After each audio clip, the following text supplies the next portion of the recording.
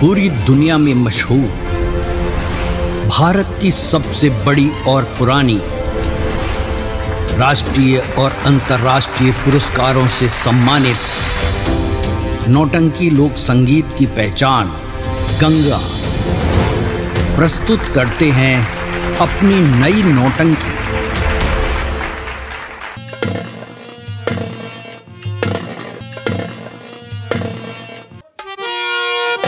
भैया। हाँ बहन। अब तुम कहीं नहीं जाओगे भैया, तुम मेरे घर रहोगे, मेरे साथ रहोगे, मेरे घर रहोगे, मेरे साथ रहोगे तो मेरा भी दिल लगा रहेगा भैया। आखिर इस दुनिया को छोड़ के बाबूजी चले गए, अपनी झोपड़ी भी अपने हाथ से चली गई, तो कहाँ जाओगे मेरे भाई? वही तो मैं भी सोच रहा हूँ। तुम सिर्फ मेरे घर रहो भैया। ठीक है बहन। चलो भैया। ठीक है ठीक है।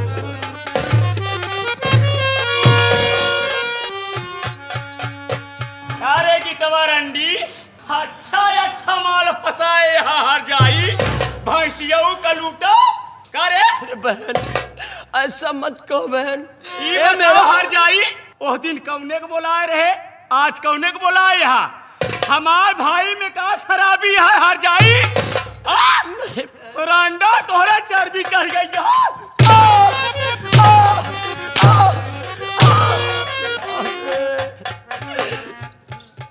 हर जाइयो पगला गई यहाँ, मोट मोट भतार हेरती यहाँ रंडा। बहन ऊखी और हरे मलाई के घूमत यहाँ। कैसी बातें कर रही है बहन? कौन है रे? बहन ये मेरे भैया हैं बहन। भैया है कि तुम्हारे सैया हैं? नहीं बहन ऐसा मत बोलो। दिन में भैया और रात में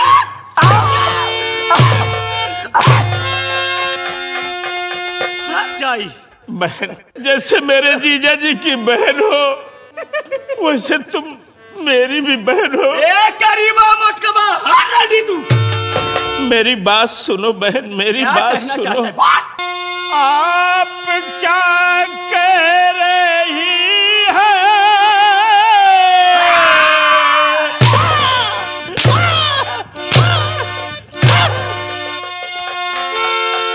आप क्या कह रही है? ये बहना मेरी ताना मुझको सुनाना सब बेकार है। मैं नया आया हूँ बहना जी रहने यहाँ। मैं जानती हूँ कि तू बहना किया रहने नहीं आया है। अपना काम करके हराम जादे यहाँ से जाएगा।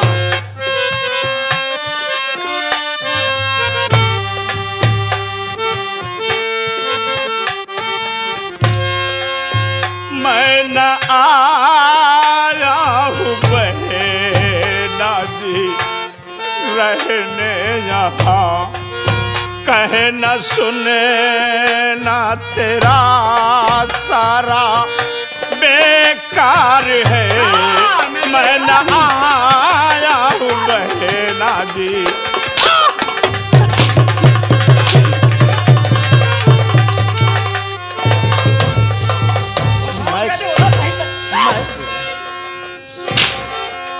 मैं रंडी तेरी सब चाल को समझ गई हूँ।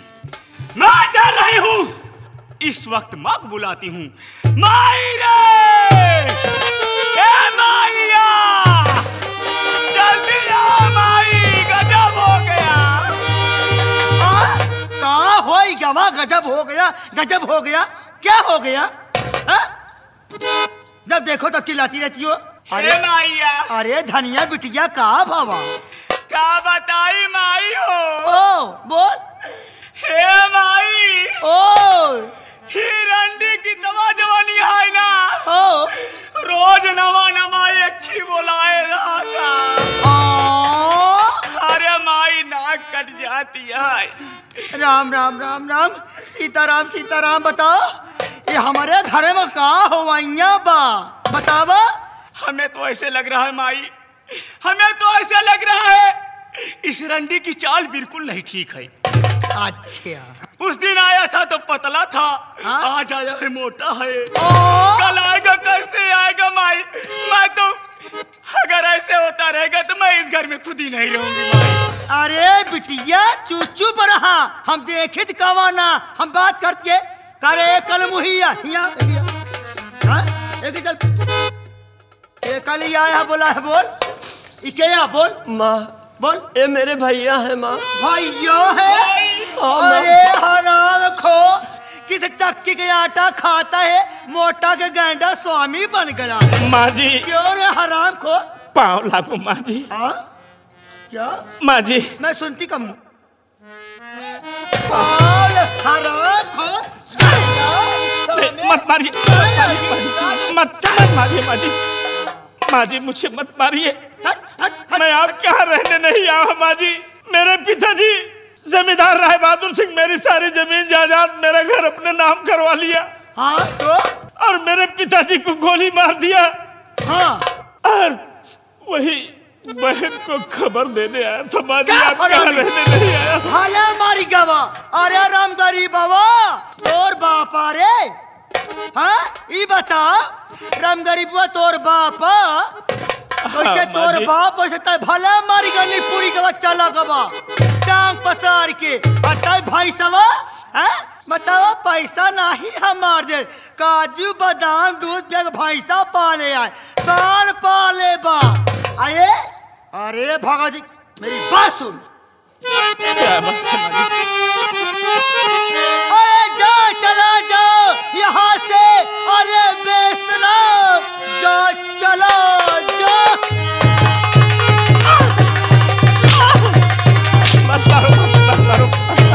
जा चला जाओ यहाँ से, अरे बेसना लौट करके दोबारा तू आना नहीं।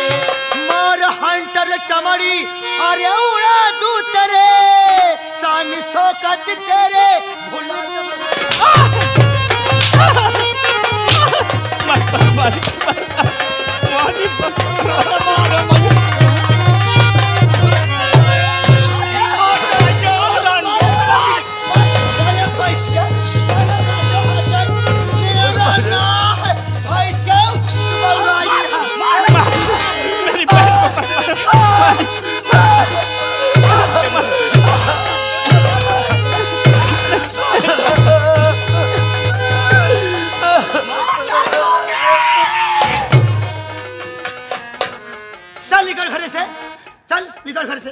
चला जाऊंगा माँ जी, लेकिन जाते जाते मैं आपके सामने हाथ जोड़ रहा हूँ, आपके पाँव पड़ रहा हूँ। एक बार मेरी बहन से मुझे मिलने दो, चला जाऊंगा। ठीक है मिलने दूंगी, लेकिन ज्यादा समय नहीं, वरना मैं इसका गला दाब के हर जाए को नहीं माँ जी। अरे मैं सब समझ रहा हूँ माँ जी कि पिताजी मेरे आपको 20,000 रुपए नहीं दिए ना। हाँ हाँ, लेकिन मैं आपसे वादा कर रहा हूँ माँ जी कि मैं चाहता रहा हूँ, लेकिन अब जब कभी आपके दरवाजे पे आऊंगा माँ जी तो 20,000 रुपया लेकर के आऊंगा, अन्यथा अपनी शकल दिखाने नहीं आऊंगा माँ जी। बड़े मियाँ तो बड़े मियाँ, छोटे मियाँ ये तोर बाप रामगरी बाबा भगवती गाना नहीं दे पाए, तय कहाँ से दे मेरे भाई सवा। हाँ तो अगर पूछबो तो ना करी है, कौनो काम ले तो है ना मोड़ के भाई से बांटे, जहाँ दे गोबर के छोटा धोई दिए का करी रे बहना चले फिरे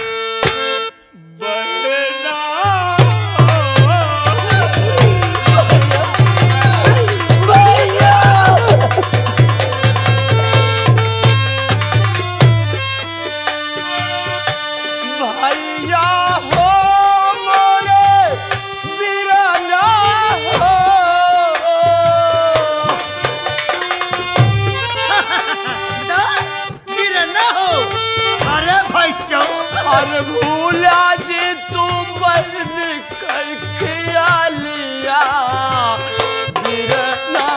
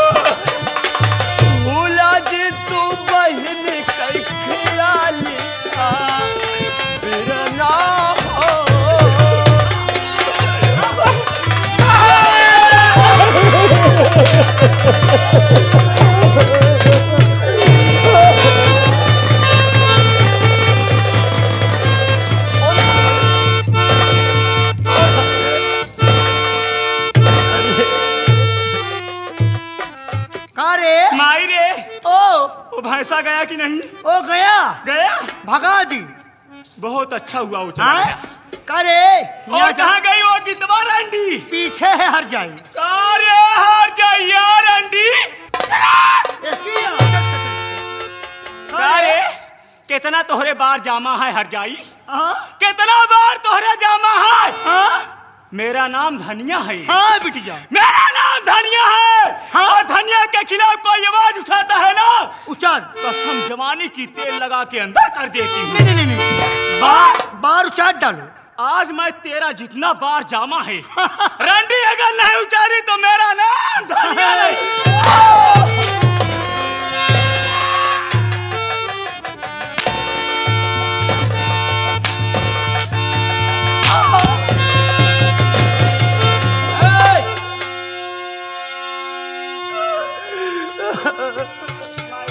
माँ, अरे बहन, इस बेचारी का कौन सी गलती किया है जो तुम दोनों इसे मार रही है? क्या खता किया है इसे? अरे भैया प्रेम, क्या बताऊं भैया, आप जब चले जाते हो ना, माँ घर पे नहीं रहती हैं और मैं भी नहीं रहती हूँ, और जब मैं घूम के आती हूँ कहीं से तो यही देखती हूँ भैया कि एक लौंडा रोज बुला के घर में रखती है। हाँ भैया, अगर आपको यकीन ना हो तो मैं अपने सर की कसम खा के कह रही हूँ, ये बात सच है भैया। आज तक इस घर में तेरी शिकायत नहीं मिली और न ही मैंने अपने माँ और अपने बहन की बात माना हूँ। हरामखोरिन, तुझे तो चुल्लू भर पानी में डूबकर मर जाना चाहिए। किसी गैर मर्द को मेरे घर में नामौजूदगी में तू बुलाती है? हाँ, अगर मैं जानता होता तो तू जिस तरीके के गरीब घर में पैदा हुई मैं तुझसे शादी ना करता। हराम भैया, मेरी माँ ने कहा कि बहुत अच्छी है बहू, और फिर भी मुझे दहेज का लालच नहीं था। क्यों ऐसा किया? कौन सा इंसान? बताओ नहीं तो मैं तेरा गला दाब कर मार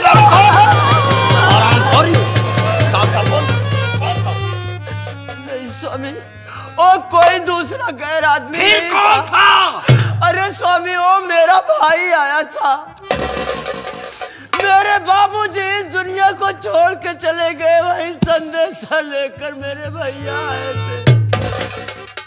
मैं तुम्हें नहीं समझ पाया, मैं सारी बात समझ गया। बहन। हाँ भैया। जब तू मेरे शादी में गई थी, हाँ। तब तुम मेरे साले साहब को नहीं देखी थी? अरे भैया प्रेम, कैसी बातें करते हो? जब मैं शादी में गई थी, भाभी के भैया को जब देखी थी बहुत पतले थे, और वो जो आदमी इस घर में आया था भैया, वो बहुत मोटा था। अरे तू तो पहले पातर रही हो जब हमारे शादी में रहू, अब जोन पेल पेल मोटाई गई है ना। देख कि कहा था कहा था हमका तू पेल पेल मोटा गया भैंस हो गया मैं भैंस हो गई हूँ माँ। ए भैया तो का सही बताई ये जैसे मोटान यहाँ पेल पेल हम तो कहा थे कौनो मोटवार लौंडा दे के निकल जा तब ठीक रहा। करे ला तो है की बात क्या बे बिहावा तू हर साले कुत्ता भाग साले। मेरी बात क्या करे थे बोल माँ हाँ। बहुत ज्यादा इस घर में तुम लोगों ने अत्याचार कर दिया। हाँ। मैं सारी बात समझ गया। आज मेरा साला मजबूरी में आया था तो तुम दोनों ने मिलकर उसके साथ जो सलूक किया है अच्छा नहीं किया है। अब तुम अपना फैसला बताओ कि चाहती क्या हो। मेरी बात सुनो।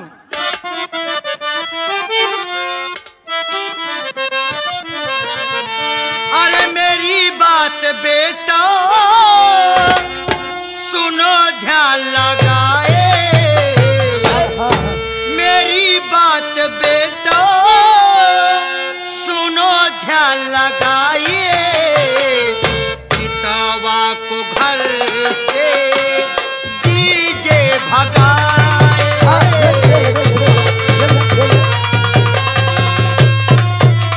तोहार महतारी है ने मेरी बात बेटो सुनो ध्यान लगाए मेरी बात बेटो सुनो ध्यान लगाए गीतावा को घर से दीजिए भगाए।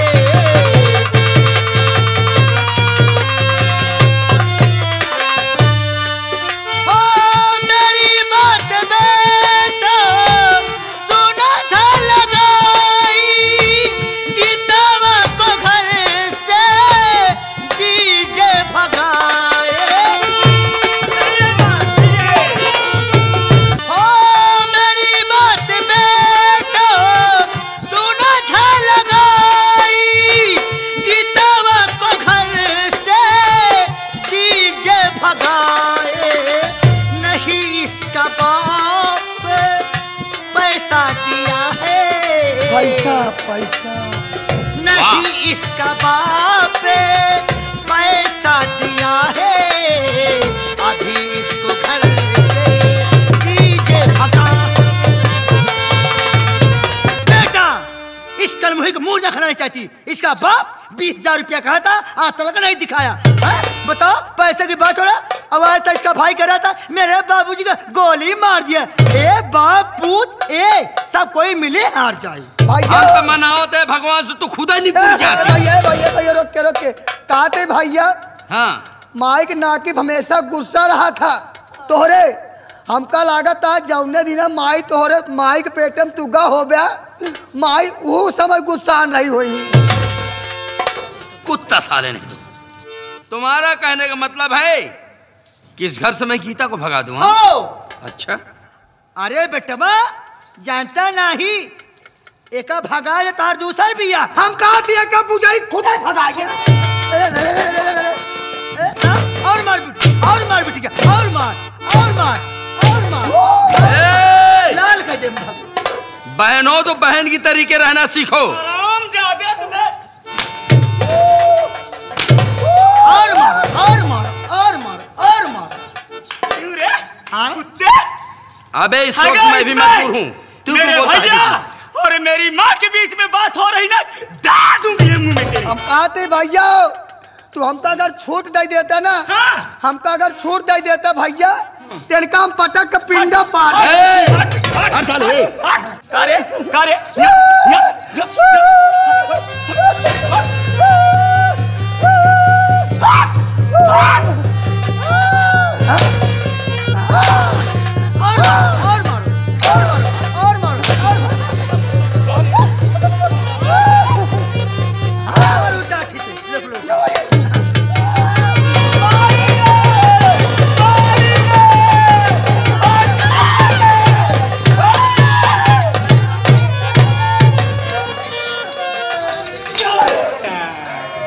पहले मेरी बात सुनो। अरे भैंसिया हर जाई मरवा चलो हमारा बिटिया का छाती गुंडा बोलवाई।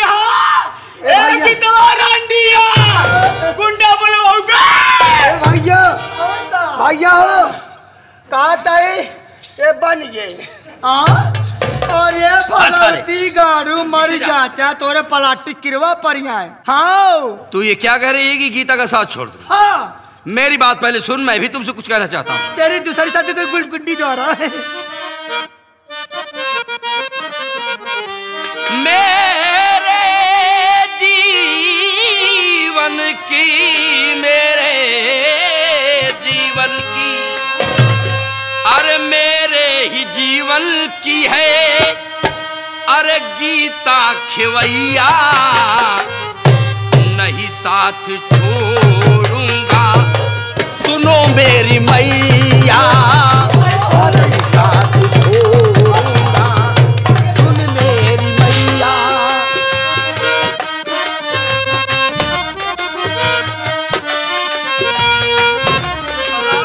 ताली बजाया, समझ लेना। मेरे जीवन की है गीता खिवैया, नहीं साथ छोड़ूंगा, सुन मेरी मैया। देख रही है, मेरा खून खत्म आ रहा है। देख रही सुन रही हराम खो।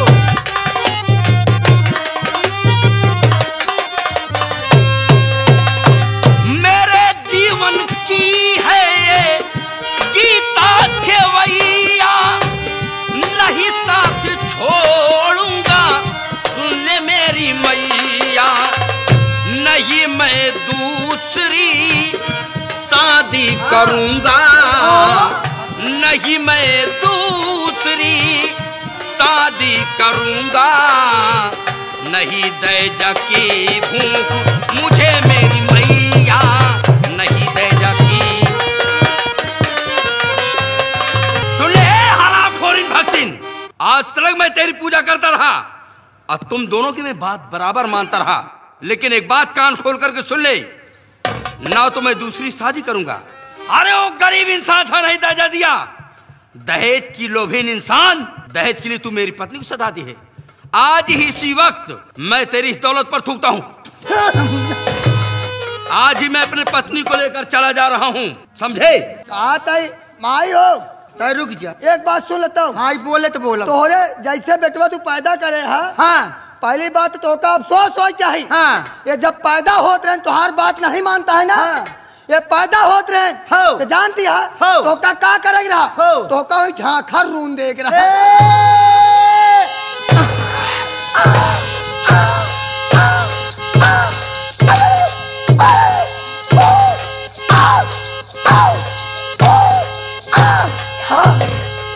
और एक बात कान खोल करके सुन ले, आज तू जो इंसान बराबर साथ देता रहा उसके ऊपर हंटर चला रही है। चलाओगी मारूंगी। तू जिस तरीके की औरत है, मैं तो ईश्वर से ही प्रार्थना करूंगा कि इस दुनिया में ऐसी माँ किसी को ना दे। और तू जैसी औरत है ना, तुझे जीवन भर चाहे जिस धाम में जा, चाहे जीवन भर पूजा कर, तुझे तो बाजिन होना चाहिए। भैया क्योंकि तुम्हें औलाद की नहीं भूख है, तुझे दौलत की भूख। भैया तो का जब सही बता दी भैया, देखा तोरे सामने कबो जबान उठा के बात नहीं करल की नाच बोलत नहीं। इनका शऊर देख के भैया, जिस गोबर को पाथते हैं उसको कंडी कहते हैं, जिस गोबर को पाथते हैं उसको कंडी कहते हैं। इनके जैसे माई घरम रहते नहीं रंडी कहते हैं। चाहू नहीं कर तहु भाग असूल है तो हम का ताव दे था एकरे। अरे कहते नहीं मेहरारू गुलाम दुनिया बा। हाँ ततली गले के चाट भाग्य से हमको जरूरत नहीं ना। हाँ। अरे हमको कौन चिंता, माई बिटिया है, कभी काशी कभी मथुरा कभी गया गजाधर, हम लोग प्रयागराज में रह लूंगी। हराम खोर एक चुचकहिया का लग जा, वहाँ हड्डी खिट खिट करे घुमाया भैया। हमका लागत है जैसे माई बोलत है तू मेहर गुलाम है। हाँ। हमका माई की बात सुन के लागत बा। हाँ। कि माई बाबू कभो देती नहीं रही। पानी पानी भाग भाग भाग जा रहा हूँ, तेरे इस घर से मुझसे कोई मतलब नहीं है। जा जा जा जा जा रहा हूँ। और एक बात कान खोल कर सुन ले, जाने के बाद कभी मेरा नाम मत लेना। और तू भी, तू बहन है ना, अगर इस दुनिया में है भगवान तो है भगवान। और एक बात कान खोल कर सुन ले, अगर इस दुनिया में रिश्ता पवित्र होता है तो भाई बहन का होता है। हाँ सही है। तू मेरे लिए बहन नहीं रह गई। अरे जा, मैं भगवान को नहीं मानती हूँ। कौन भगवान है, कौन भगन्नी? तो का पूजा करे जाती है? हाँ? पूजा मैं करे सिर्फ मैं श्री शंभू को पूजा करती हूँ। हाँ भैया, ए भैया, मैं सिर्फ पूजा करती हूँ लिंग भगवान की। हाँ जाइए, हाँ। लिंग भगवान के कर दिया जाइए तो का मोड़ के उठातार मिले। का मतलब है कि लिंग भगवान पूजा करती है तो माइक तोहरे लड़किया हो। भाई देख ले भैया, हरे दीदी बहनी हरे, ये हमार बेटवा या ऐसा उल्टा सीधा बोले चाहिए। आज तेरे कारनामों ने मेरी जुआ को खुलाया है। सही है। अबे आज मैं ये एक चीज का एहसास हो रहा हूँ। हाँ। एहसास हो रहा है इसलिए है कि शायद मैं इसका औलाद हूँ या कहीं से मुझे लेकर आई थी। हमका लागत है भैया, हमका लागत है तोहरे माई तोहका नैहरे से लेकर आए रहे। चलो आओ गीता, जहाँ मैं रहूंगा, अगर पेड़ के नीचे रहूंगा तो तुम्हें पेड़ के नीचे सही है। लेकर रहूंगा। अरे अगर भूखा सोऊंगा सोते नहीं, सारा पानी तो झुरा गया रंडव का या चुचुक गया। अरे कल देखा है इनका चुचकाहा का सारा पानी तो झुरा गया। झुरंटी कोयल लेके घूमता खिट खिट तो अरे भला तोहरे तो पानी बढ़ा है। आए हम तो खाए पे हम तो कोई चिंता न आगे न पीछे, क्या चिंता है? भैया खाती भौजी पानी झुरा गया है। हाँ। अब माइक पानी है, कहता तो माइक ऊपर चढ़ के इनके पूरा पानी हम उतार ले। चल निकल भाग, तेरी शक्ल देखना महापाप है।